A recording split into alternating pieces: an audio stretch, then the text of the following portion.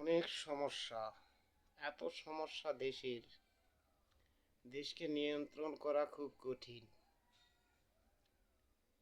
পাশের রাষ্ট্র ভারত থেকে রাতের অন্ধকারে মুসলমান গুরানে আসতেছে। তারা বিনীত চায় এই দেশে ওরা লাগে পড়ে থাকবে, এই দেশে ওরা আধিপত্য বিছাবে আর ভারতের সঙ্গে যুদ্ধ করবে। ভারতের সঙ্গে যুদ্ধ করে মুর্শিদাবাদ, কলকাতা, যেটা বাংলা, এরা দখল করতে চায়। এই জন্য উঠে পড়ে লাগছে। বেশি অংশ লোক জামাত, বিএনপি আর জামাতের ভিতরে বেশি আছে। তো এই জন্য আপনারা সকলেই ঠান্ডা মস্তিষ্কে, রাজনীতিবিদেরা ঠান্ডা মস্তিষ্কে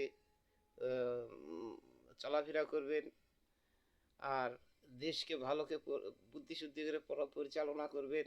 ভারতকেও বলছি, আপনার দেশে অনেক লোক বাংলাদেশ থেকে উঠে গিয়ে তারা গণ্ডগোল পাকাইতেছে, আর যারা উঠে আসছে তারা আমাদের দেশে গণ্ডগোল পাকাইতেছে। আপনারা সবাই মাথার মধ্যে মস্তিষ্ক ঠিক রেখে কাজ করবেন।